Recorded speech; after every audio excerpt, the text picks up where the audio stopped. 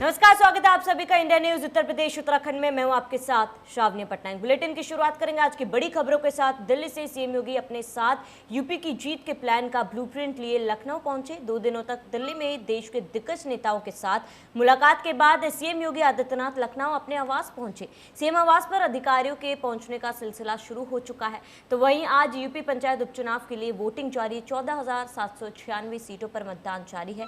तो वही कोरोना की बात करें तो देश में 71 दिनों के बाद कोरोना के सबसे कम केस सामने आए, जहां पर पिछले 24 घंटे में 84,522 नए केस सामने आए। प्रदेश के सभी 75 जिलों में 2 दिन का वीकेंड लॉकडाउन है। साप्ताहिक बंदी के तहत आज और कल बाजार बंद रहेंगे। नियमों की अनदेखी करने पर कार्रवाई होगी। आज की बड़ी खबरें, जहां पर 2022 की जीत का ब्लूप्रिंट लेते हुए सीएम योगी आदित्यनाथ दिल्ली से लखनऊ गए। वहीं इसी बीच एक बड़ी जानकारी, दिल्ली दौरे से लखनऊ लौटे सीएम योगी आदित्यनाथ 2022 की जीत का ब्लूप्रिंट लेकर लखनऊ लौटे सीएम योगी। दिल्ली में प्रधानमंत्री, गृहमंत्री, पार्टी अध्यक्ष से सीएम ने मुलाकात की। 1-2 दिन में सियासी हलचलें तेज होने के आसार हैं। रूठे दलों को मनाने की कोशिश की जाएगी। बड़ी जानकारी इस वक्त की आपको बता रहे हैं, जहां पर दिल्ली दौरे से लखनऊ सीएम योगी आदित्यनाथ लौट चुके हैं और 2022 की जीत का ब्लूप्रिंट अपने साथ लेकर सीएम योगी आदित्यनाथ लौटे हैं। प्रधानमंत्री, गृहमंत्री, पार्टी अध्यक्ष से सीएम ने मुलाकात की और इसके बाद 1-2 दिन में सियासी हलचलें जो है वो तेज होने के आसार है। कोई बड़ा बदलाव उत्तर प्रदेश में हो सकता है और इसके साथ ही रूठे दलों को मनाने की भी कोशिश की जाएगी। तो दिल्ली दौरे पर थे सीएम योगी आदित्यनाथ और कई दिग्गज नेताओं के साथ मुलाकात करने के बाद अब लखनऊ लौट चुके सीएम योगी। 2022 की जीत का ब्लूप्रिंट लेकर लखनऊ लौटे हैं और प्रधानमंत्री मोदी, गृहमंत्री, पार्टी अध्यक्ष से सीएम योगी आदित्यनाथ ने मुलाकात की। कई अहम मुद्दों पर चर्चा भी की गई और अब यह आसार जताए जा रहे कि 1-2 दिन में कुछ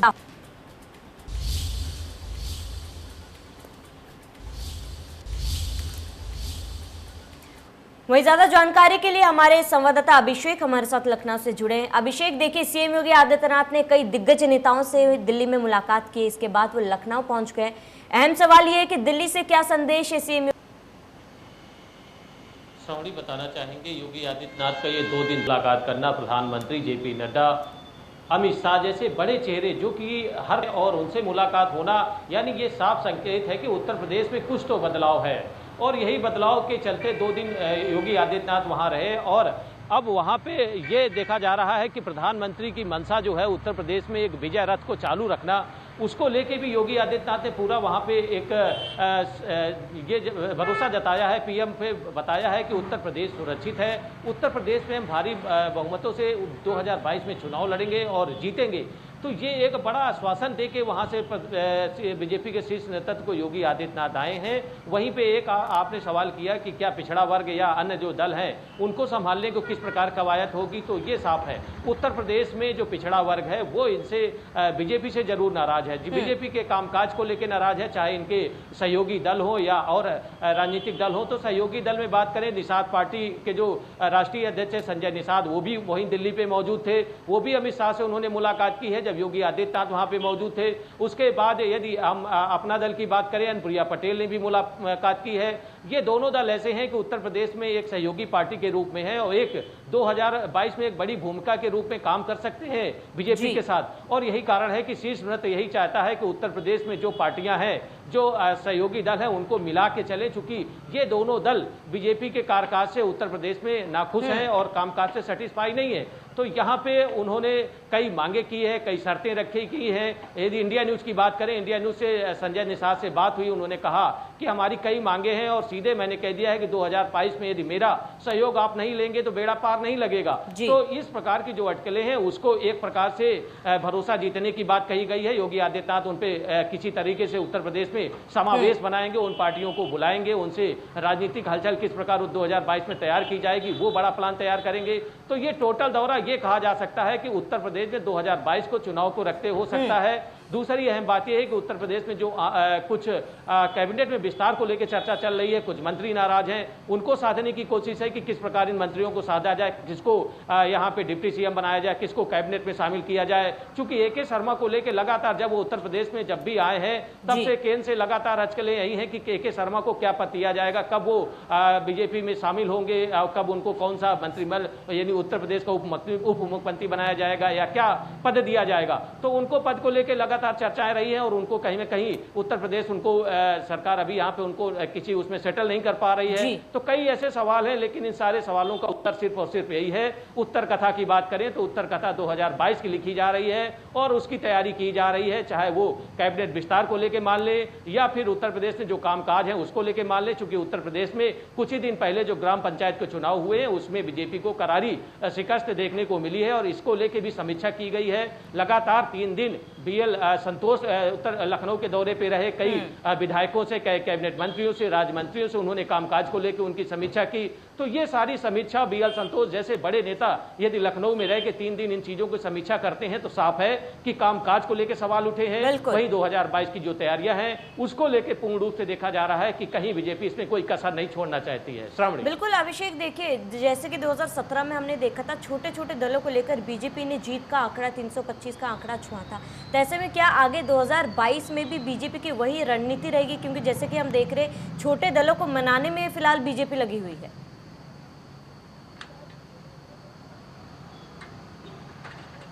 श्रावणी, सबसे बड़ा सवाल यह है कि छोटे दल जो हैं उत्तर प्रदेश में उनकी मांगे बहुत हाई हैं और यदि बीजेपी की बात करें, बीजेपी के सूत्रों की बात करें तो उसमें साफ है कि ये देखा जा रहा है कि छोटे दल जरूर हैं, लेकिन यदि उनकी ख्वाहिशों की बात करें, उनके मंत्रियों की बात करें, उनके अन्य प्रकार की जो जैसे पिछड़ा वर्ग में उन्होंने आरक्षण की बात की, तो कई ऐसे वो लोग मुद्दे लेके आते हैं, एक मतलब टर्म्स एंड कंडीशन के साथ बीजेपी में आते हैं और उनको उनके टर्म्स एंड कंडीशन को पूरा करना एक बीजेपी के लिए भी बड़ी चुनौती होती है। उसमें लगातार पार्टी से समावेश बना के रखना ये भी बड़ी चुनौती है। तो ये छोटे दल भूमिका तो अहम निभा सकते हैं, लेकिन बीजेपी इनको किस प्रकार से संतुष्ट कर पाती है, किस प्रकार से उत्तर प्रदेश में 2022 के चुनाव को लेके इनको अपने पे शामिल कर पाती है, कौन सी ऐसी बातें हैं जो इनको ये मनाने में कामयाब होंगी, तो ये सारी बातें हैं। लेकिन एक चीज और भी साफ है कि छोटे दलों के पास यदि बड़ी पार्टी की बात करें उत्तर प्रदेश में तो बीजेपी के अलावा कोई चेहरा भी नहीं है। तो छोटे दल साफ चाहते हैं कि एक तरफ मेरी बातें मान ली जाएं और दूसरी तरफ वो खुद चाहते हैं कि बीजेपी जैसी बड़ी पार्टी में 2022 में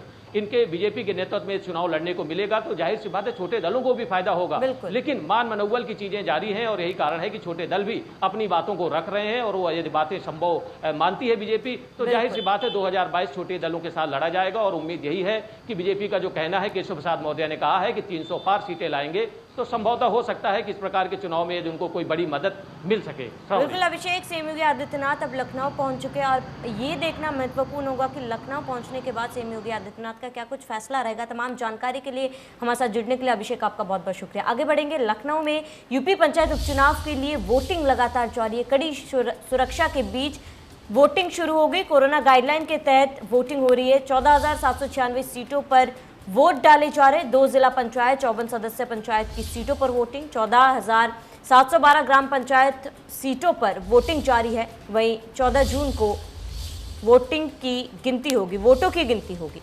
बड़ी जानकारी इस वक्त की, यूपी पंचायत उपचुनाव के लिए वोटिंग लगातार जारी है और कोरोना गाइडलाइन के तहत वोटिंग की जा रही है। तो कड़ी सुरक्षा के बीच वोटिंग हो रही है। 14,796 सीटों पर वोट डाले जा रहे हैं। 14,712 ग्राम पंचायत सीटों पर वोटिंग जारी है। जो पदें खाली हो गई थी किन्हीं वजहों से उन पदों पर वोटिंग जारी है और इन वोटों की गिनती 14 जून को होगी।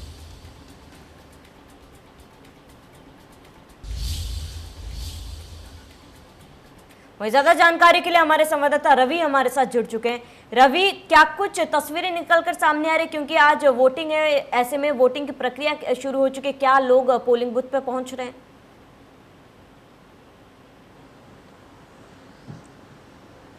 देखिए, जो रिक्त पद थे पंचायत चुनाव को लेकर उसको लेकर आज जो मतदान है वो शुरू हो गया है। साफ तौर पर अगर बात करें तो जहाँ जहाँ उत्तर प्रदेश में चुनाव हो रहा है उसको लेकर जो तैयारियां हैं वो पूरी कर ली गई थी। और साफ तौर पर अगर बात करें तो बेहद गंभीरता से चुनाव को लिया जा रहा है। कोरोना गाइडलाइन का पालन करते हुए चुनाव कराया जा रहा है। हालांकि अगर बात करें तो अभी कोरोना का संक्रमण है वो काफ़ी हद तक कम हो चुका है। उसको लेकर ही कह सकते हैं जो रिक्त पद हैं उन पंचायत चुनाव के उसको लेकर आज चुनाव है वो शुरू किया गया है। अगर बात करें जिला पंचायत की 6 सीटें हैं जिसको लेकर मतदान है वो कराया जा रहा है। क्षेत्र पंचायत सदस्य के करीब 137 पदों के लिए चुनाव है वो कराया जा रहा है और ग्राम प्रधान के 128 पदों पर मतदान है वो कराया जा रहा है। उसके अलावा ग्राम पंचायत सदस्य के करीब 14,000 से ज्यादा जो पद है उसको लेकर जो है वो चुनाव कराया जा रहा है और करीब 8,321 मतदान स्थल है जहां पर चुनाव की प्रक्रिया है वो कराई जा रही है। सुरक्षा व्यवस्था के चाक चौबंद इंतजाम किए जा रहे हैं और कोरोना गाइडलाइन के निर्देशों का पालन करते हुए ही जो चुनाव है वो कराया जा रहा है।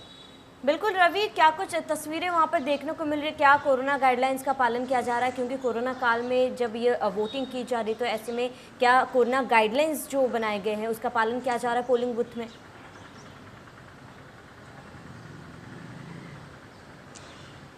देखिए जाहिर है जो भी मतदान स्थल पर जा रहा है साफ तौर पर अगर बात करें तो उसका मास्क लगाना बेहद ही अनिवार्य है। उसके अलावा जो दूरी है वो बनाकर रखनी है। उसके अलावा अगर बात करें तो पूरा जो इलाका है यानी कि जहां मतदान स्थल है वहां पर साफ तौर पर सैनिटाइजेशन का काम है वो लगातार किया गया है। कह सकते हैं कोरोना काल अभी चल रहा है, हालांकि संक्रमण जरूर बीते दिनों में कुछ हालात ठीक हुए हैं और बात करें तो बीते दिनों में हालात बहुत अच्छे रहे थे, लेकिन अब जिस तरीके से हालात सुधरे हैं उसको लेकर लेकिन सतर्कता अभी भी बरती जा रही है और चुनाव जिस तरीके कराया जा रहा है तो उसको लेकर जो सतर्कता पहले से बरती गई तो सैनिटाइजेशन काम है वो लगातार किया जा रहा है। कोरोना काल में जो गाइडलाइन जारी की उसके निर्देशों का पूरी तरीके से पालन करते हुए जो मतदान है वो कराया जा रहा है। बिल्कुल रवि, देखिए पंचायत चुनाव यानी कि गांव का चुनाव, तो ऐसे में जो अहम मुद्दा हो जाता है वो विकास का मुद्दा रहता है। तो क्या इन्हीं मुद्दों पर इस बार चुनाव में वोट डाले जा रहे हैं?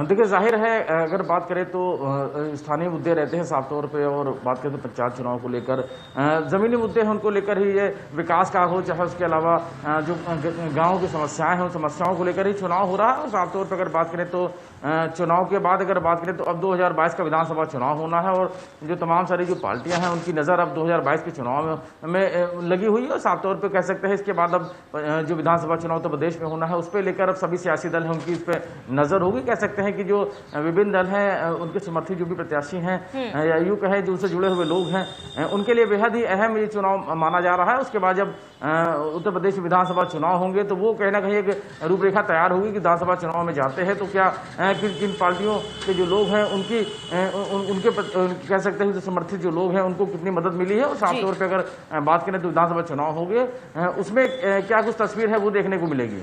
बिल्कुल रवि, तमाम जानकारी के लिए हमारे साथ जुड़ने के लिए आपका बहुत बहुत शुक्रिया।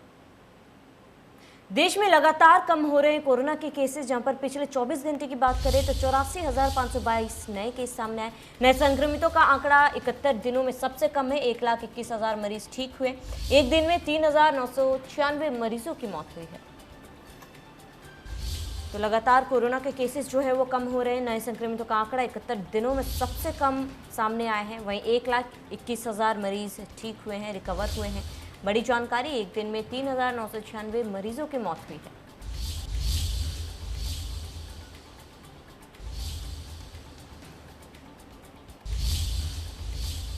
प्रदेश के सभी 75 जिलों में 2 दिन का वीकेंड लॉकडाउन लगाया गया है। साप्ताहिक बंदी के तहत आज और कल सभी बाजार बंद रहेंगे। नियमों की अनदेखी करने पर कार्रवाई की जाएगी। आज से 2 दिन का वीकेंड लॉकडाउन है, तो सैटरडे संडे दोनों दिन वीकेंड लॉकडाउन होगा। साप्ताहिक बंदी के तहत आज और कल सभी बाजार जो है बंद रहेंगे। नियमों की अनदेखी करने पर कार्रवाई की जाएगी। तो बड़ी जानकारी, आज से 2 दिन का वीकेंड लॉकडाउन है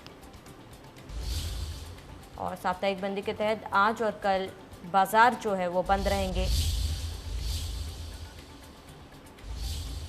प्रदेश के सभी 75 जिलों में 2 दिन का वीकेंड लॉकडाउन रहेगा और नियमों के उल्लंघन करने पर कड़ी कार्रवाई की जाएगी।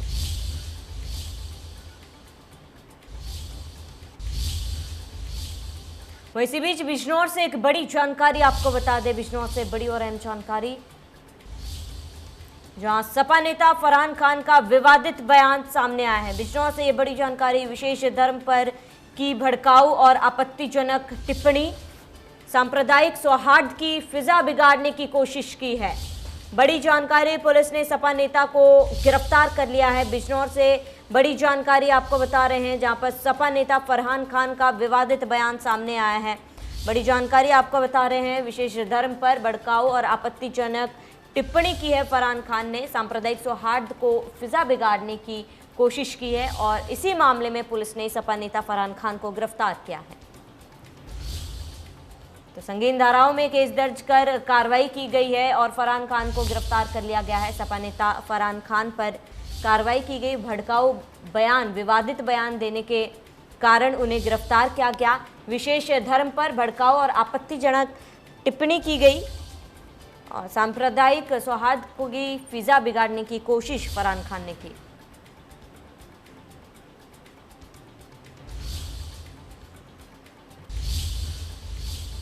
इस वक्त ग्रेटर नोएडा से एक बड़ी जानकारी, जहां पर युवक की गोली मारकर हत्या कर दी गई। बड़ी जानकारी ग्रेटर नोएडा से युवक की गोली मारकर हत्या की गई और पड़ोस के ही युवक पर गोली मारने का आरोप।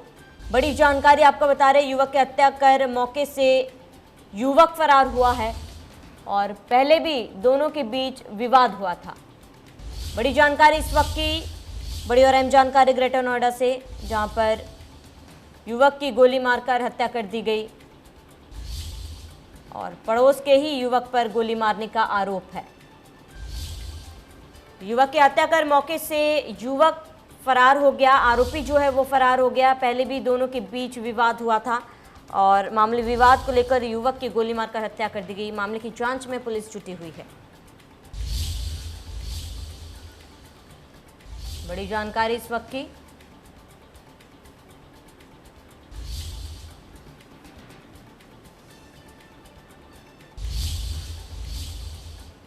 इसी बीच अलीगढ़ से बड़ी जानकारी, जहां पर एसएसपी ने बड़ी कार्रवाई की है। बड़ी जानकारी अलीगढ़ से, एसएसपी द्वारा बड़ी कार्रवाई की गई।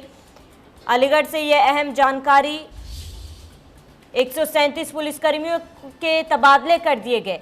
बड़ी जानकारी इस वक्त की, 23 पुलिसकर्मी को लाइन हाजिर किया गया है और संदिग्ध गतिविधियों में लिप्त थे सभी और इन सभी के खिलाफ कार्रवाई की गई। एसएसपी ने 137 पुलिसकर्मियों को के तबादले कर दिए हैं। बड़ी जानकारी इस वक्त की आपको बता रहे हैं, जहां पर अलीगढ़ से अहम जानकारी, एसएसपी ने बड़ी कार्रवाई की है और 137 पुलिसकर्मियों के तबादले भी किए गए। 23 पुलिसकर्मी को लाइन हाजिर किया गया है। वही संदिग्ध गतिविधियों में लिप्त थे सभी। तो एसएसपी ने 137 पुलिसकर्मियों के तबादले किए।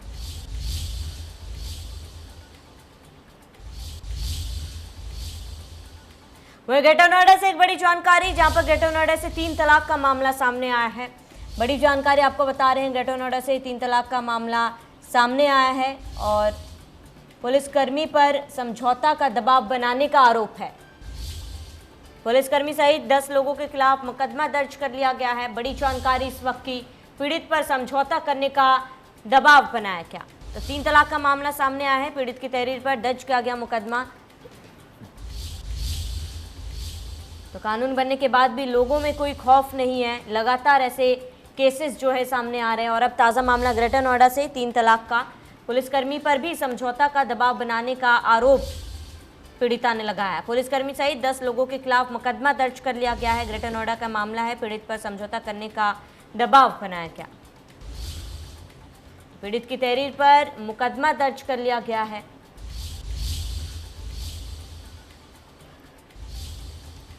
ग्रेटर नोएडा से ये बड़ी जानकारी, 3 तलाक का मामला सामने आया। यहाँ पर पुलिसकर्मी पर समझौता का दबाव बनाने का आरोप है। इसी बीच उन्नाव से बड़ी जानकारी, उन्नाव से बड़ी और अहम जानकारी से आपको रूबरू करा दें। इस वक्त की बड़ी जानकारी उन्नाव से, लखनऊ कानपुर हाईवे पर सड़क हादसा, भीषण सड़क हादसा देखने को मिला, जहां पर हादसे में आपस में 3 ट्रक भिड़े, कार भी फंसी हुई है। हादसे में 2 लोगों की मौके पर ही मौत हो गई। बड़ी जानकारी इस वक्त की, हादसे में 2 लोग गंभीर रूप से घायल हो गए। तो घायलों को अस्पताल में भर्ती कराया गया है। बड़ी जानकारी, यहाँ पर उन्नाव में भीषण सड़क हादसा, लखनऊ कानपुर हाईवे पर सड़क हादसा। हादसे में आपस में 3 ट्रक भिड़े और एक कार भी फंसी। मौके पर 2 लोगों की मौत हो गई।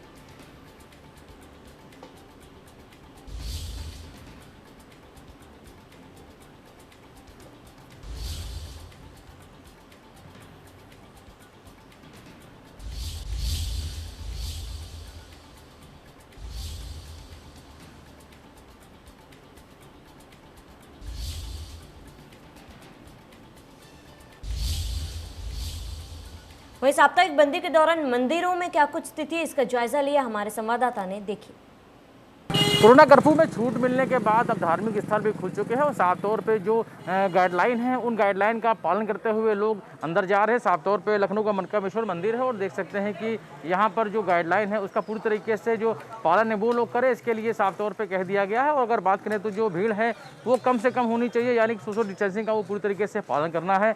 बाकायदा जो मास्क है वो बाहर ही गेट पर लगा दिया गया है, यानी कि अगर बिना मास्क के कोई आता है तो उसको मास्क लगा के अंदर जाना होगा। उसके अलावा अगर बात करें तो जो पूरा मंदिर परिसर है लगातार उसको सैनिटाइज करने का काम है वो किया जा रहा है। कम से कम जो भक्त हैं वो मंदिर प्रवेश करें, इसका भी ध्यान रखा जा रहा है। जो आसपास दुकानें हैं वहाँ दुकानों पर देख सकते हैं कि लोगों ने बाकायदा मास्क लगाया हुआ है, सैनिटाइजर भी रखा हुआ है।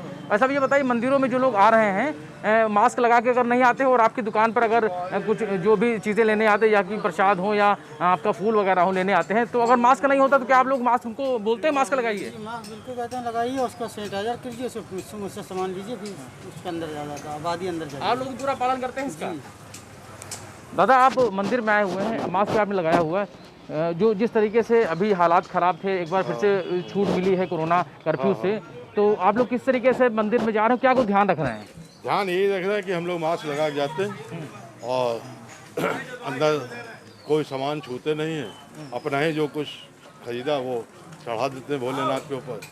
बाकी अंदर भी काफ़ी अच्छी व्यवस्था है, साफ सुथरा है।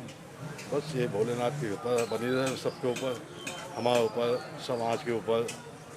जय शंकर। तो जाहिर है साफ तौर पे जो लोग हैं वो जागरूक हैं और कहीं अगर बात करें तो जो छूट मिली है उस छूट के साथ में ही जहां बाजार हैं वो खुल चुके हैं और मंदिर परिसर जो है वो भी वहां पर लोगों को आने का सिलसिला है वो शुरू हो चुका है। लेकिन कहीं ना कहीं लोग जागरूक हैं, मास्क लगा के आ रहे हैं। उसके अलावा अगर मंदिरों की बात करें तो मंदिरों में भी जो जरूरी दिशा निर्देश हैं उनका पूरी तरीके से पालन हो रहा है। Ravi Kumar, India news, Lucknow. चलिए इसी के साथ इस बुलेटिन में मेरे साथ इतना ही। देखते रहिए इंडिया न्यूज़।